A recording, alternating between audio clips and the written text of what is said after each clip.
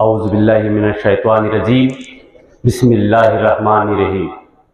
आपल्या शाळेचे मुख्याध्यापक, उपमुख्याध्यापक आणि पर्यवेक्षक, त्याचप्रमाणे माझे आदरणीय वरिष्ठ शिक्षकगण, माझे सहकारी मित्र आणि अत्यंत महत्त्वपूर्ण बाब म्हणजे माझे प्रिय विद्यार्थी मित्रांनो, विद्यार्थ्यांनो, आपलं जीवन म्हणजे विद्यार्थी जीवन हे अत्यंत महत्त्वपूर्ण आयुष्यातील अत्यंत महत्त्वपूर्ण क्षण आहे।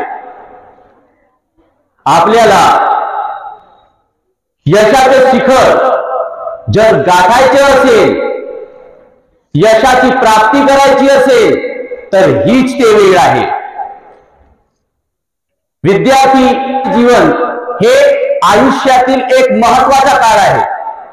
जर आपल्याला यशाची प्राप्ती करायची असेल तर विद्यार्थी जीवनातच आपल्याला यशाचा मार्ग अंगीकारावा लागेल। यश प्राप्तीसाठी विद्यार्थी मित्रांनो, यश प्राप्तीसाठी तीन महत्त्वपूर्ण गोष्ट किंवा तीन महत्त्वपूर्ण स्तंभ असतात की ज्याच्या मदतीनं आपण यशाचे शिखर आपण प्राप्त करू शकतो किंवा यशाचे शिखर आपण गाठवू शकतो। नंबर एक, सर्वात पहिलं तुमचे संस्कार।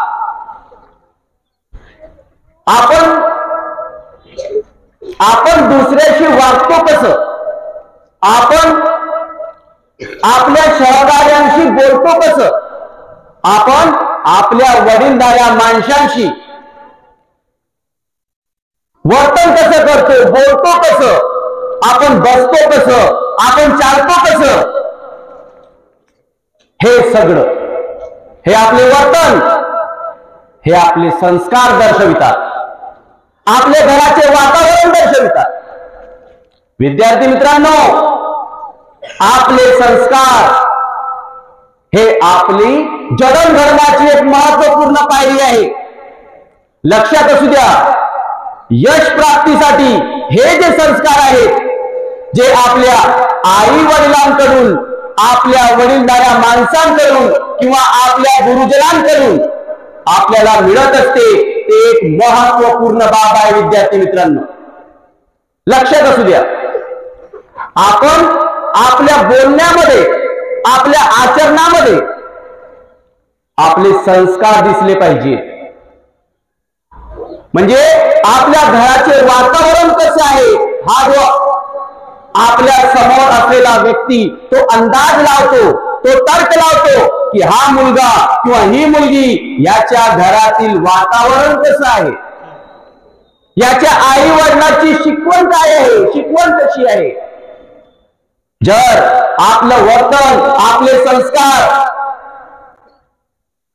चांगले असतील तर त्यावरून अंदाज येऊन कळतं की नाही, तुमच्या आई वडिलांचे संस्कार, तुमच्या गुरुजनांचे संस्कार तुमच्यावर चांगले आहेत आणि तुम्ही ते लक्ष देऊन आणि आटोकाने तुम्ही त्याचा म्हणजे प्रयत्न करता आणि पाळता। विद्यार्थी मित्रांनो, लक्षात असू द्या, आपल्या सहकार्याशी बोलताना, वागताना, वडीलधाऱ्या माणसांशी किंवा गुरुजनांशी बोलताना आदराने वागा, अगदी सन्मानाने वागा आणि जे आपल्यापेक्षा लहान आहेत त्यांच्याशी अगदी प्रेमाने वागा। आणि यशस्वी होण्यासाठी दुसरा एक महत्त्वपूर्ण भाग म्हणजे ध्येय।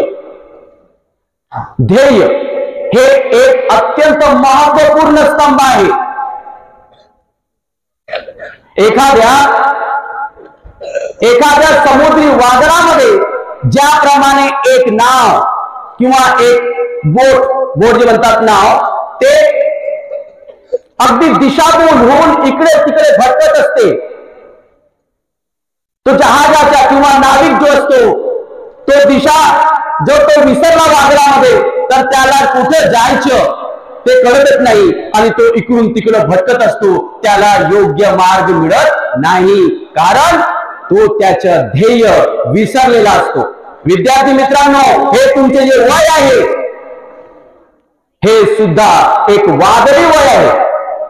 आणि या वादळी वयामध्ये जर तुम्हाला आपलं जीवन यशस्वी करायचे असेल, आपलं आई वडिलांचे नाव उज्ज्वल करायचे असेल, आपल्या शाळेचे नाव उज्ज्वल करायचे असेल, तर तुम्हाला यशस्वी व्हावं लागेल. आणि त्यासाठी तुम्हाला एक ध्येय आपल्या मनाशी बाळगावं लागेल. विद्यार्थी मित्रांनो, एक निश्चित ध्येय बाळगा. आता ध्येय म्हणजे काय?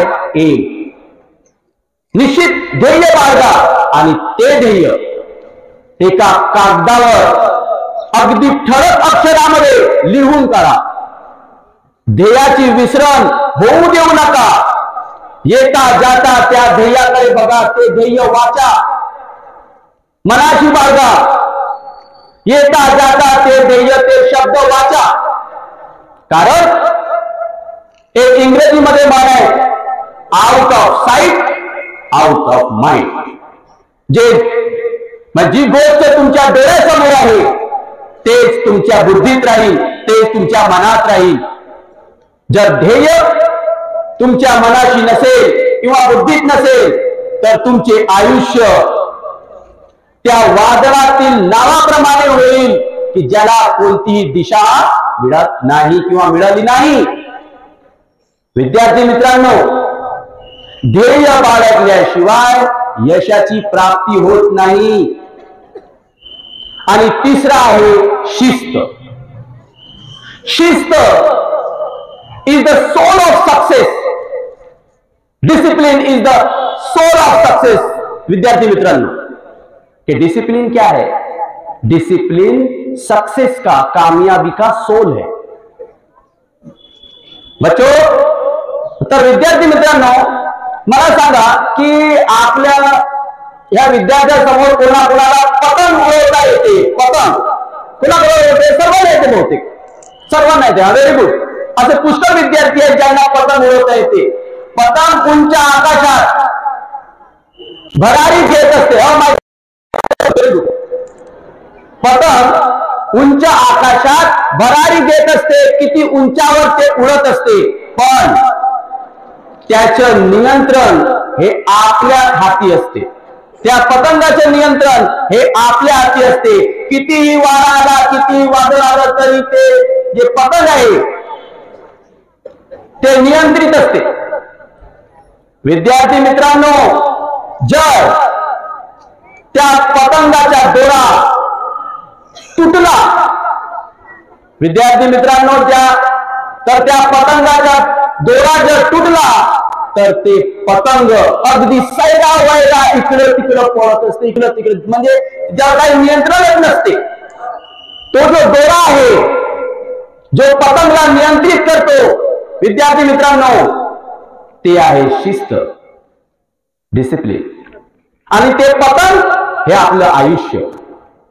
जर आपल्या आयुष्यातून शिस्त जर आपण बाहेर काढली किंवा तोडून दिलं तर लक्षात असू द्या, आपण आयुष्यात यशस्वी होणार नाही.